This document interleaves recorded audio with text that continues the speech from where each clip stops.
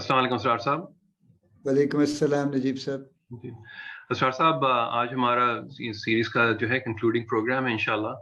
और इस concluding programme में बेसिकली जो है हम लोग जो है how to harness the energy of the youth जो है उसके ऊपर हम इंशाल्लाह ताला बात करेंगे। उसकी क्या अवेलेबिलिटी है हो सकती है रिसोर्सेज की, और किस तरह से जो है we can take this force and make it into a concrete future for the country इंशाल्लाह ताला। I don't have too many questions. I will, pass on the floor to you. आप please जो है ना इंशाल्लाह ताला जो है just talk about it. उसमें अगर मेरे को comments हुए तो मैं I will just raise my hand and then I will ask you. So please carry on. Sure. Thank you very much. बिस्मिल्लाहिर्रहमानिर्रहीम। जाहिर है ये टॉपिक बड़ा इंपॉर्टेंट है और इसको इसी पे कंक्लूड होना चाहिए कि हम कुछ सॉल्यूशंस को सजेशंस की बात कर सकें। जिसमें देखिए, ये तो तय है कि यूथ बहुत है, ये भी तय है कि यूथ की एनर्जी भी बहुत है, और मैं ये भी क्लियर करता चलूं कि I see it equally divided between boys and girls. लड़कियां भी पीछे नहीं हैं तमाम मामलात में, वो भी ज़ाहिर है पढ़ भी रही हैं, वो हर लिहाज से वो भी लड़कों के शाना बेशाना चल रही हैं। कुछ शायद पढ़ाई में तो उनसे 2 कदम आगे ही चल रही हैं, एक्चुअली वो मेरिट पे ज़्यादा सीट्स वो ले जाती हैं। सो when I say youth, I am referring to both genders actually. पहले हम एनर्जी को डिफाइन कर लें कि क्या एनर्जी है यूथ में, ताकि फिर उसको हार्नेस करने की अकॉर्डिंगली कुछ बात हो सके। The way I have been able to understand is कि 3 तरह की एनर्जी हम आइडेंटिफाई कर सकते हैं यूथ। एक इंटेलेक्चुअल एनर्जी, एक फिजिकल एनर्जी है, और एक स्पिरिचुअल एनर्जी। ठीक, तो मैं तीनों को डिफाइन थोड़ा थोड़ा कर लेते हैं और उसके बाद फिर इनके accordingly what can we do about them, फिर इस पे बात कर लेते हैं।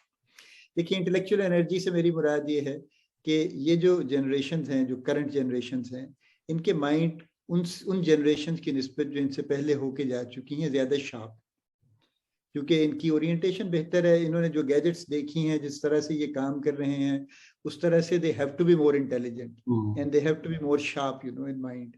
इनका फोकस बेहतर है। सो यानी इनका इंटेलेक्ट का लेवल, तो मैं ये नहीं कहता कि बेहतर है, लेकिन बहरहाल इनका माइंड ज़्यादा शार्प है, ज़्यादा फोकस्ड है, और ये ज़्यादा इस लिहाज से भी बड़े इनके फोकस्ड होने को मैं मानता हूँ कि ये जिस काम के पीछे लगते हैं उसके पीछे लग जाते हैं और उसको करके रहते हैं।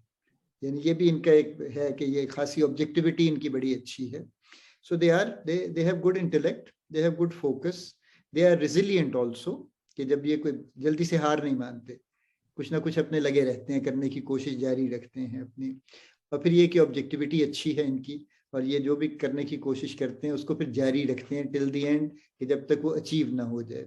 एम्बिशियस भी हैं, ये भी इनकी एक इंटेलेक्चुअल कैपेबिलिटी है कि ये समझते हैं कि ये कर सकते हैं, और इनकी यानी सेल्फ एश्योरेंस का लेवल बेहतर है। So they understand they can do it, and that's why they try to do it actually. और जितने यूथ ने, क्योंकि बहुत एग्जांपल्स पाकिस्तान में भी अब हो गई हैं, यंग ग्रेजुएट्स ने बिजनेसेस शुरू किए and they have done very well actually. जो पुराने बहुत से लोग नहीं कर पाए, उन्होंने नए कुछ आइडियाज जनरेट किए, जैसे भी उन्होंने किए, लेकिन those ideas caught up actually, और बहुत अच्छा उन्होंने उसका इम्पैक्ट लिया। पाकिस्तान के अंदर भी उन्होंने परफॉर्म किया, पाकिस्तान से बाहर भी परफॉर्म कर रहे हैं जाके। ओकाड़ा का एक कपल है, मियाँ बीवी, उन्होंने यूएस चले गए थे। कुछ अर्से पहले मैंने न्यूज़ पढ़ी उनकी, वहाँ उन्होंने कुछ जॉगर्स बनाने के कुछ सिलसिला शुरू किया था, यहीं से बनवाते थे ओकाड़ा से, लेकिन डिज़ाइन कर करके फाइनली उनका डिज़ाइन वोग ने अप्रूव करके अडॉप्ट कर लिया।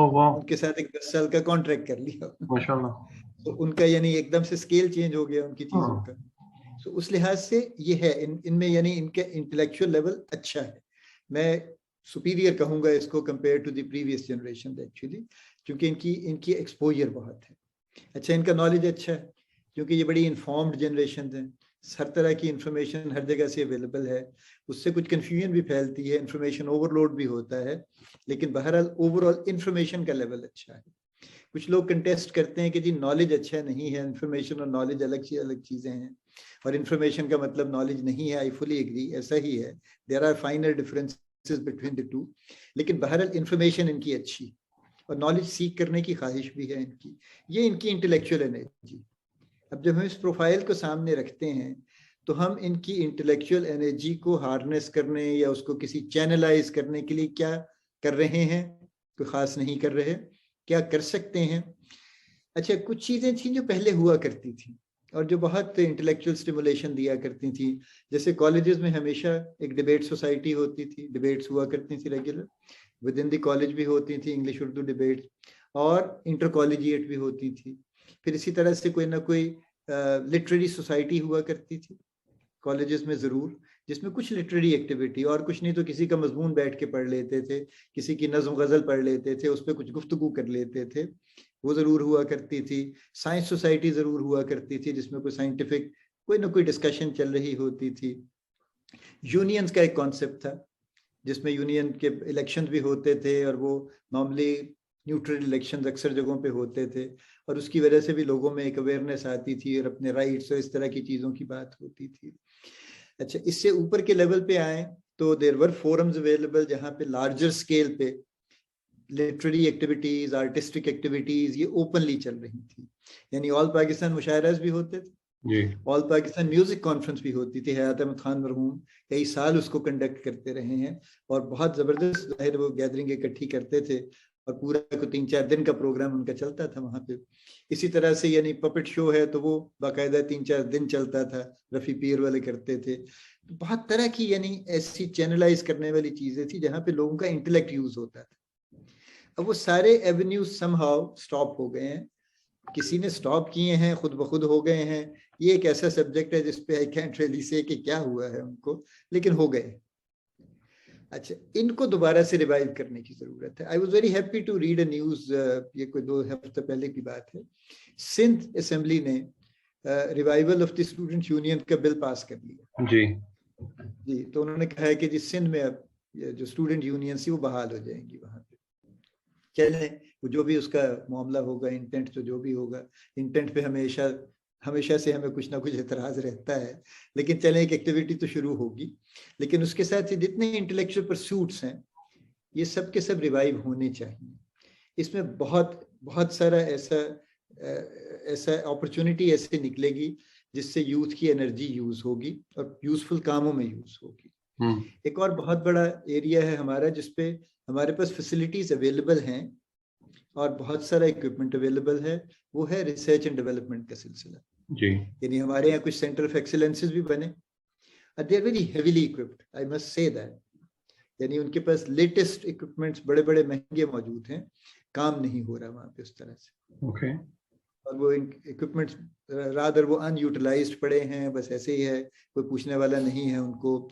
इस पे काम होना चाहिए, यानी उन R&D को हमें बहरहाल आगे लेके जाने की जरूरत है, क्योंकि जब तक हम रिसर्च में नहीं जाएंगे, और रिसर्च भी ट्रू रिसर्च में नहीं जाएंगे और साइंटिफिक रिसर्च में नहीं जाएंगे, तब तक हम कहीं पहुंचने का इम्कान नहीं रखते। सो लिटरेरी एक्टिविटी, साइंटिफिक एक्टिविटी, ये जो अब आजकल जाहिर है इंटरनेट ऑफ द थिंग्स का जमाना है, तो जो भी डिजिटल स्पेस में जितना भी काम हो रहा है और जितना हो सकता है मजीद, इसको हमें बाकायदा स्टेट स्पॉन्सरशिप में इसके लिए भी लैब्स बनानी चाहिए, इसके लिए भी इनको फोरम्स मुहैया करने चाहिए, सपोर्ट देनी चाहिए। एक अच्छी चीज है जो कुछ जगहों पे हो रही है, I must point out that, वो है इंक्यूबेशन सेंटर्स का कॉन्सेप्ट।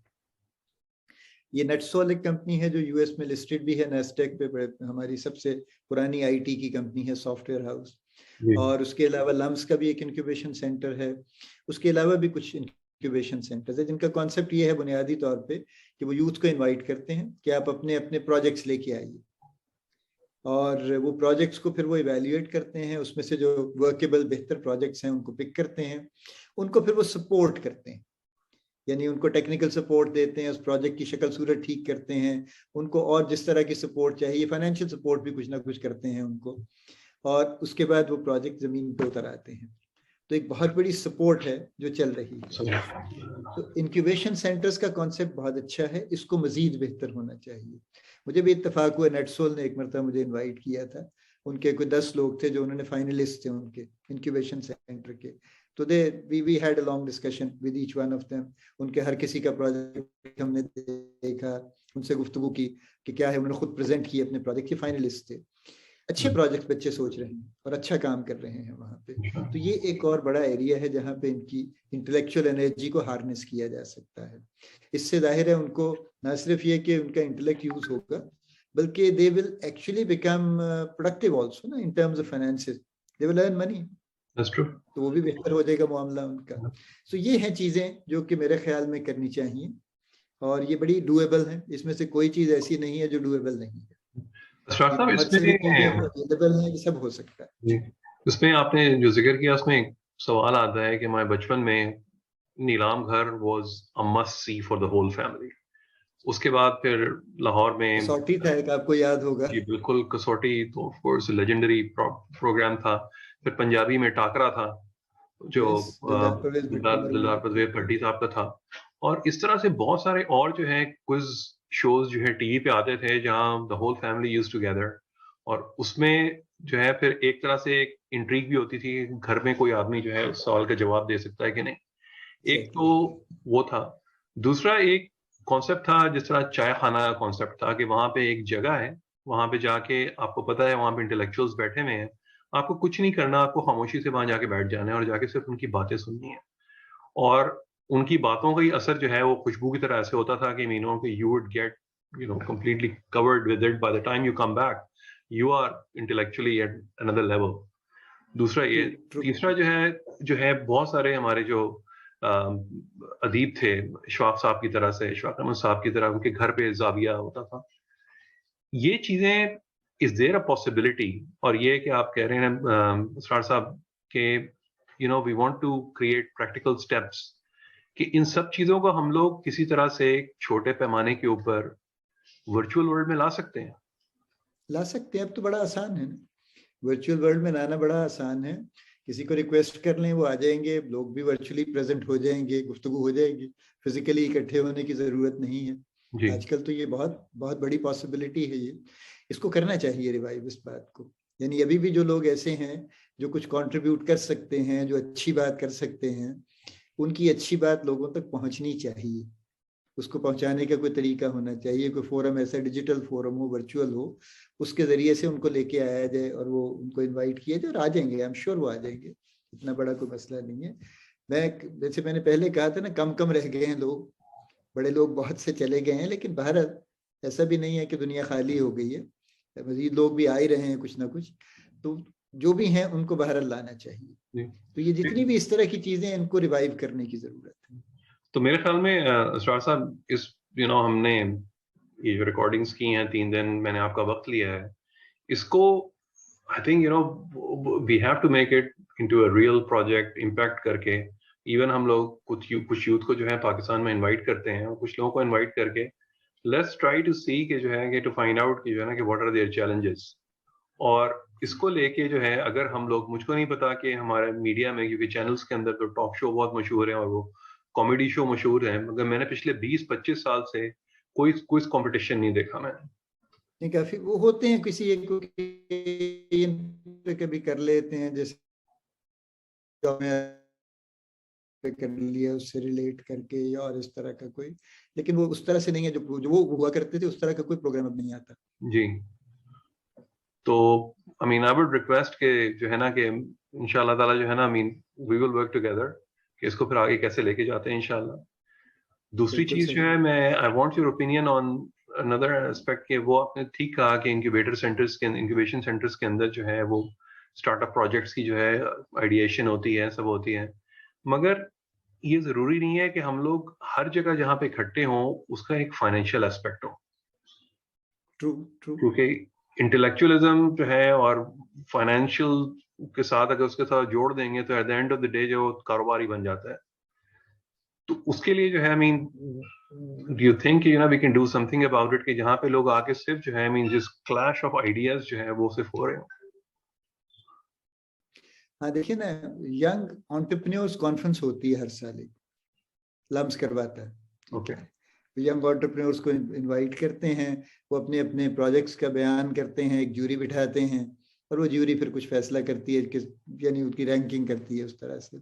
लेकिन यंग इनोवेटर्स कॉन्फ्रेंस नहीं हो रही कोई, वो होनी चाहिए बेसिकली।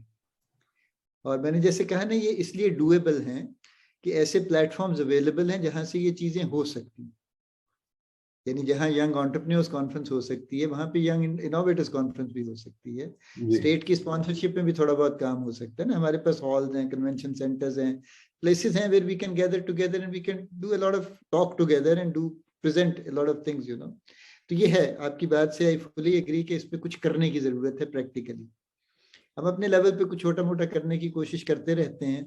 मैं और मेरे साथ हम 3-4 लोग एक यूनिवर्सिटी में गए थे कुछ दिन पहले, और उनके एक डिपार्टमेंट से हमने कुछ गुफ्तगू की थी, अपनी अपनी उनसे शेयर की थी कि हम यहाँ तक कैसे पहुंचे हैं, in order to tell them कि क्या है और उनके क्या मुस्तकबिल है, क्या स्कोप है उनका, और इस तरह की चीजें। वी हैड अबाउट 3 आवर्स का सेशन वहाँ पे हमने किया था। अच्छा, लिमिटेड है, लेकिन बहरहाल होती रहनी चाहिए कोई ना कोई एक्टिविटी इस बारे में। तो करते हैं, बिल्कुल प्लान करके करते हैं, बिल्कुल इंशाल्लाह। तो इसमें जो आपने ओरिजिनल आइडियाज की बात कर रहे हैं, हमारे साइमन सिनेक को आपने पढ़ा होगा डेफिनेटली। जी जी जी। और साइमन सिनेक जो है वो एक बेसिकली सिर्फ एक चीज की बात करते हैं, वो वाई की बात करते हैं। उनकी आप चाहे किताब पढ़ लीजिए, चाहे उनके जितने ट्रेनिंग प्रोग्राम्स देख लीजिए, वो जो है वो हाउ, व्हाट और वाई की बात करते हैं इसको करने में। और अब इस वक्त जो है मेरे ख्याल में वो वाई डिफाइन करने की जो है बहुत अशद जरूरत है, मतलब की जो है ना कि यूथ के लिए, कि वो जो कर रहे हैं क्यों कर रहे हैं। Is it only for money? Is it only for themselves? I mean what's the why? तो I mean what why do you see our kids, you know, जो है उनका वाई क्या है इस वक्त? बिल्कुल सही, ये बहुत जरूरी है। ये जो हम पहली बात करें इंटेलेक्चुअल एनर्जी को हार्नेस करने की, वो वाई तो उसके लिए बड़ा जरूरी है ना। वो बहुत कंज्यूम होती है वाई में, वाई का जवाब ढूंढने में बहुत कंज्यूम होती है। जी बिल्कुल है, ये यकीनन है। हाँ। तो ये पहला, ये एनर्जी की पहली यानी एक टाइप है। दूसरी मैंने कहा था कि फिजिकल एनर्जी, जाहिर है यंग लोग हैं, they have a lot of energy, और उसको चैनलाइज करने का सबसे बेहतर हल तो स्पोर्ट्स है, जहाँ पे वो फिजिकल एक्टिविटी कर सकें। वो हमारा एरिया खासा हर्ट हुआ है इस लिहाज से कि जितनी हमारी प्ले ग्राउंड थी वो लैंड माफिया वाले खा पी गए, और जो नई, इस वक्त तो खैर कंस्ट्रक्शन का बहुत ही एक क्या कहना चाहिए, एक तूफान है कंस्ट्रक्शन का। तो वो तो we are talking together with me and somebody कि जो आसपास की ज़राई ज़मीनें थी वो सब की सब हाउसिंग स्कीम्स में कन्वर्ट हो गई जी, हमारे देखते देखते पिछले 3-4 साल में हो गई। तो हम आइंदा तो हम we are going to face another kind of problem कि फूड शॉर्टेज होगी, इसलिए कि जहाँ फूड उगानी थी वहां तो हमने घर खड़े करने की कोशिश कर दी है, अच्छी पक्की स्कीमें हमने लॉन्च कर दी हैं वहां पे। एनीवे, सो स्पोर्ट्स, और स्पोर्ट्स का बाकायदा कोई निज़ाम, यानी अब कई साल से फर्स्ट क्लास क्रिकेट नहीं हो रही पाकिस्तान में। जो एक बाकायदा एक यानी बड़ी ऑर्गेनाइज क्रिकेट थी, जो कायदे आज़म ट्रॉफी हुआ करती थी इन दी एंड, वो अब नहीं होती। कोई फर्स्ट क्लास क्रिकेट का कॉन्सेप्ट नहीं है। वो लीग से लोग आते थे सारे प्रोविंसेस से, फिर एक पूरे पाकिस्तान की लीग हुआ करती थी। अब सुपर लीग आ गई है, ठीक है, लेकिन सुपर लीग उसका निम्बल बदल नहीं है। सुपर लीग तो स्पेकुलेटिव जो है ना, आपके मनी मेकिंग। बिल्कुल बिल्कुल, ये तो बिल्कुल ऐसे ही, अच्छा आज ये जीत गया, कल ये जीत गया, और बहुत कुछ उसके पीछे लगा हुआ है, उसके पीछे lot of money involved in that, you know. नहीं, actually the money, pure sports ही होता है। मैंने ट्रिब्यून अखबार में पढ़ रहा था, पर मैच जो बेटिंग है is $145 million। Must be it's all about money. ये जो सुपर लीग्स हैं, वो चाहे इंडियन प्रीमियर लीग हो या पाकिस्तान सुपर लीग हो या कोई और हो, ये सब पैसे का मामला है जी। इनको स्पोर्ट्स से कोई दिलचस्पी नहीं है। वो स्पोर्ट्स थी, खालिस स्पोर्ट्स थी। सो हम उसमें, अब बच्चे गली मोहल्लों में कुछ छोटा मोटा कुछ खेल लेते हैं, वहीं से जो कोई जिसकी लक अच्छी होती है वो निकल जाता है, क्योंकि हमारा कोई स्क्रीन करने का सिस्टम नहीं है उस तरह से। अच्छा, ये काम ऐसे हैं जो बड़े एक्सपेंसिव भी नहीं, लेकिन समहाउ ये निगलेक्टेड एरियाज हैं। कोई स्पोर्ट हमारी सिवाय क्रिकेट के नहीं चल रही। क्रिकेट भी इसलिए कि लोगों में एक शौक है, तो वो कहीं ना कहीं से कुछ ना कुछ करके, कोई खाली ग्राउंड जहां भी मिल जाए बच्चे खेलने खड़े हो जाते हैं और कुछ ना कुछ सीख लेते हैं। लेकिन कोचिंग नहीं है प्रॉपर, कोई उनको आगे लाने का इंतजाम नहीं है, कोई यानी उस लेवल से शुरू करके और उससे अगला लेवल और उससे अगला और उससे अगला। कॉलेजेस यूनिवर्सिटीज की टीम अब नहीं है, अब टीम्स जो पहले बाकायदा हुआ करती थी और उनके आपस में बाकायदा मैचेस होते थे, वो भी अब सिलसिला बस ऐसे ही है, ना होने के बराबर है। स्कूल्स चूंकि अब मोस्टली प्राइवेट स्कूल्स हैं और वो छोटे स्कूल्स हैं, उनके पास ग्राउंड ही नहीं है, जगह ही नहीं है उनके तो पास, लिहाजा वो तो कोई स्पोर्ट्स टीम बनाते ही नहीं, उनके पास तो कोई प्रोविजन ही नहीं है उनके पास। सो ये, लेकिन उसके बगैर हम इनकी फिजिकल एनर्जी को नहीं हार्नेस कर पाएंगे, और वो कहीं ना कहीं किसी गलत सलत चीज में इस्तेमाल होगी, जो हो रही है इस वक्त। Lot of what we are seeing is because of that. जी सो स्पोर्ट्स में हमारी जो भी है, स्पोर्ट्स फुटबॉल है, क्रिकेट है, हॉकी है हमारा अपना बड़ा पुराना, उसके अलावा भी स्क्वॉश है, टेनिस है, दूसरी टेबल टेनिस है, ये सारी यहाँ पे चलती रही है, बैडमिंटन है, ये कौन सी चीज जो यहाँ नहीं होती थी, सब होती थी, सबके कंपटीशन होते थे। इसको भी रिवाइव करने की जरूरत है, जहाँ जहाँ भी ये हो सकती है, प्राइवेटली भी करने की जरूरत है, स्टेट की भी जरूरत है, यानी चाहे कॉलोनीज में करें। अच्छा, इंटेलेक्चुअल में मैं एक बात कहना भूल गया, एक जमाना था जब लाइब्रेरीज का बड़ा कॉन्सेप्ट था जी और लोग लाइब्रेरीज में जाते थे, पढ़ते थे, उठते बैठते थे। लाइब्रेरी सब तो बस ऐसे ही है, क्योंकि कुछ लाइब्रेरीज जैसे लाहौर में ब्रिटिश काउंसिल USIS था, वो ये जब से ये वाकयात हुए 2001 और इसके उसके बाद से वो बंद हो गई, तो लोगों का वो रिसोर्स खत्म हो गया। बाकी पुरानी लाइब्रेरीज थी, पंजाब पब्लिक लाइब्रेरी थी, दयाल सिंह थी, इनका कोई हाल नहीं रहा बेचारों का। सेंट्रल लाइब्रेरी बहावलपुर की बड़ी कमाल की लाइब्रेरी थी, मैं वहाँ रहा हूँ, एंड वो मेरा बेस्ट दौर था पढ़ने के लिहाज से। I got so many books, और बड़ी बड़ी बड़ी अच्छी अच्छी बुक्स मुझे वहाँ से मिली। Anyway, so back to physical energy, एक ही इन वन स्टेटमेंट, तो हमें स्पोर्ट्स के लिए ज्यादा से ज्यादा फैसिलिटीज चाहिए, ताकि यहाँ पे हम लोकल स्पोर्ट्स करें, आपस में कंपटीशन करें और इंटरनेशनली भी जाएं, फिर जो अभी हम नहीं जा पा रहे। कभी कभार कोई चला जाता है छोटा सा कंटिजेंट, वो बेचारा भी को खास कुछ कर नहीं पाता, क्योंकि उनकी यहाँ कोई ट्रेनिंग नहीं है, यहाँ को खास उनको स्पॉन्सरशिप नहीं मिलती। हमें यहाँ क्रिकेट की स्पॉन्सरशिप तो कंपनीज कर देती हैं, कॉर्पोरेट्स करते हैं, बाकी स्पोर्ट्स की तो कोई भी नहीं कर रहा खास, तो उनके पास तो अपना गियर खरीदने के भी पैसे नहीं है लिटरली जी। और उस लिहाज से जाहिर है they are not able to do much. So physical activity is something that we have to arrange, और इसमें आम लोग भी बहुत कुछ कर सकते हैं, क्योंकि अब सोसाइटीज का रिवाज तो है ना, तो सोसाइटी के भी लोग अगर चाहें, उनकी कोई ना कोई यूं कह लीजिए कि यूनियन भी बनी होती है इनसाइड, कोई एसोसिएशन भी होती है, उसके कुछ ऑफिस बेयरर्स भी होते हैं, तो अगर वो चाहें तो मिलजुल के अपने लेवल पे भी कंट्रीब्यूट करके इस तरह का कुछ ना कुछ कर सकते हैं, और उसको करना चाहिए, बिल्कुल करना चाहिए। तो फिजिकल एक्टिविटी तो इससे हार्डनेस होगी, इसके अलावा इसका कोई हल नहीं। और तीसरी मैंने बात कही थी स्पिरिचुअल एनर्जी की। देखिए, मेरी ऑब्जर्वेशन बहरहाल यही है कि ये जो जनरेशन है, ये वाई के मामले में तो है, लेकिन ये रिलीजन से दूर नहीं भाग रही।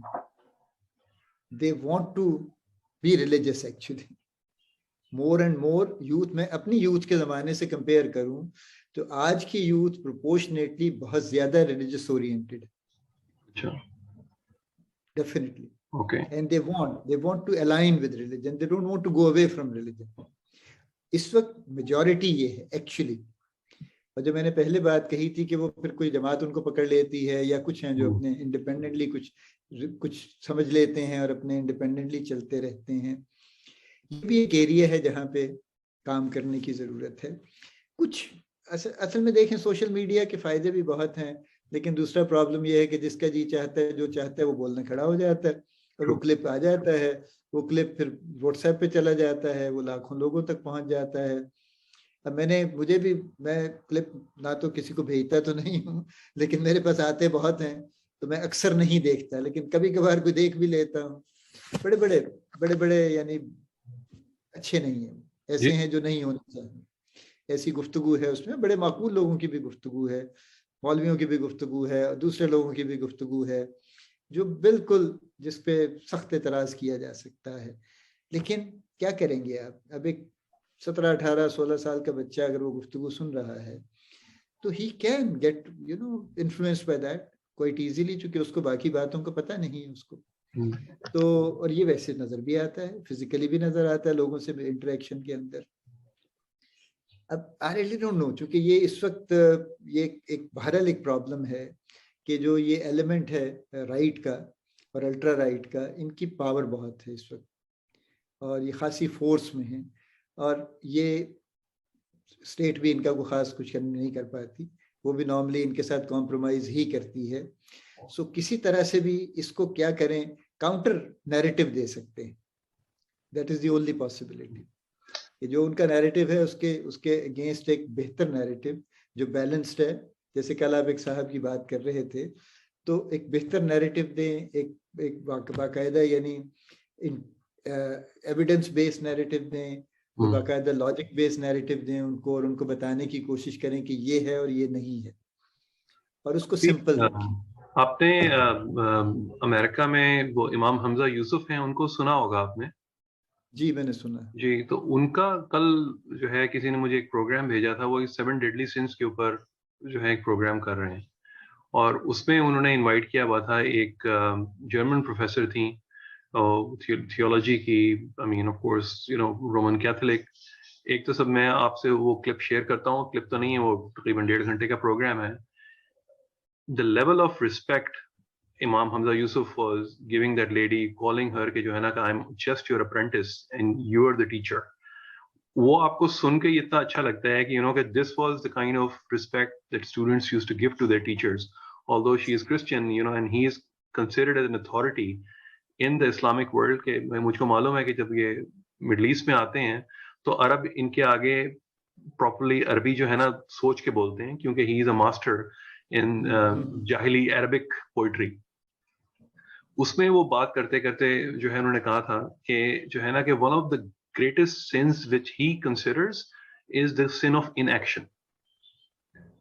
कि आप, और वहां पे जो आप बात कर रहे हैं उससे कनेक्ट करके ये आती है कि हमारे यहाँ जो बड़ी बड़ी आजकल जमातों में एक ये चीज चली है ना कि वो बाबा बैठे थे, उन्होंने दुआ की तो फिर ये हो गया, तो ये हो गया, तो दुआ से ये हो गया, तो फिर आप जस्ट बैठ जाएं और इतनी दफा ये पढ़ें, इतनी दफा ये पढ़ें, इतनी दफा ये पढ़ें, तो आपके सारे मसले हल हो जाएंगे। And then you have this person who's well versed in everything। और यहाँ पे आके हमारा सबसे बड़ा मसला होता है कि मेरे ख्याल में हमारी जनरेशन में पाकिस्तान में या तो बिल्कुल ही लेफ्ट पे निकल गए या बिल्कुल राइट पे निकल गए, और सबने एक दूसरे के ऊपर पत्थर मारना शुरू कर दिया है। सेंटर के अंदर रह के किसी ने ये नहीं कहा कि जो है कि जो आपने कल जिक्र किया था कि रोशन ख्याली का मतलब जो है वो दीन दुश्मनी नहीं है, तो नहीं। और इन एक्शन जो है इसको हमारे यहाँ हमारी क्लर्जी ने बहुत ज्यादा नर्चर कर दिया है, and that's a big problem. वो है, बिल्कुल है, और ये बड़ा सीरियस प्रॉब्लम है और ये इजीली रिजॉल्व नहीं हो सकता। जी, जाहिर है इसके पीछे जितनी फोर्सेस हैं उसको तो बड़ा मुश्किल है उससे कम्बैट करना उससे, लेकिन जैसे मैंने कहा ना, काउंटर नैरेटिव दे सकते हैं ताकि लोग दोनों साइड्स को देख सकें, कंपेयर कर सकें अपने तौर से, फिर कुछ ना कुछ उनको समझ आ जाएगी किसी न किसी बात की। लेकिन इस वक्त तो ये चल रहा है बहरहाल। ये तो ये 3 बातें हमने सम अप में कर दूं क्विकली, उसके बाद भी इफ वी हैव टाइम तो हम कुछ और बात कर सकेंगे। मैंने ये कहा है कि 3 तरह की एनर्जीज यूथ में मौजूद हैं। इंटेलेक्चुअल एनर्जी है, फिजिकल है और स्पिरिचुअल एनर्जी है। इंटेलेक्चुअल एनर्जी को हार्नेस करने के लिए हमें वो फोरम्स रिवाइव करने की ज़रूरत है और कुछ क्रिएट करने की ज़रूरत है जहाँ पे उनकी इंटेलेक्चुअल स्टिमुलेशन भी हो सके और इंटेलेक्चुअल सेटिस्फैक्शन भी हो सके, तो फिर वो उससे अलाइन करेंगे और ऑटोमेटिकली उनका वो सिस्टम फिर आगे चलने लग जाएगा। फिजिकल एनर्जी को हार्नेस करने के लिए we need to bring in physical activity and the best form is sports. तो स्पोर्ट्स की जितनी भी फॉर्म्स हैं उनको बहरहाल हमें सपोर्ट करने की और उनको रिवाइव करने की ज़रूरत है।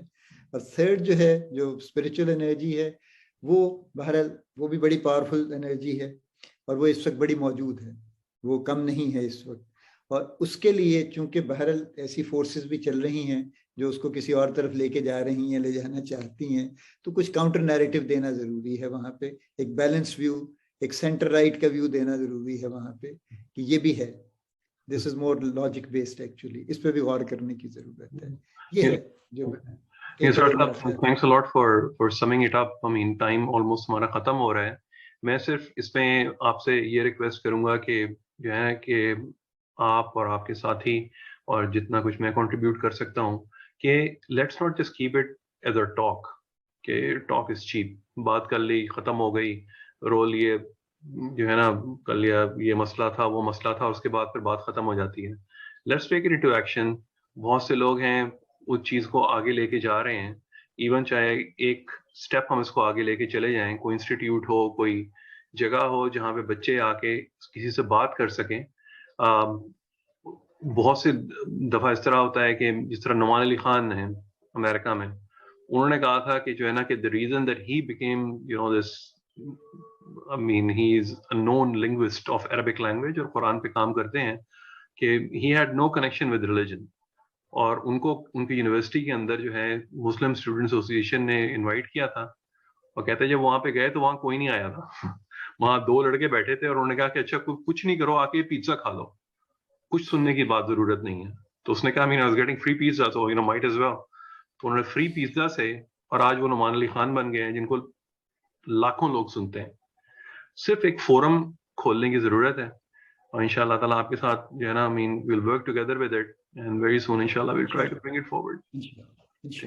बहुत बहुत शुक्रिया असरार साहब, अल्लाह आपको खुश रखे। माय प्लेयर, आपका बहुत शुक्रिया, आपने मुझे इनवाइट किया और इतनी लंबी हमने गुफ्तगू की। Thank you for the opportunity Najeeb sahab, I appreciate. Thank you.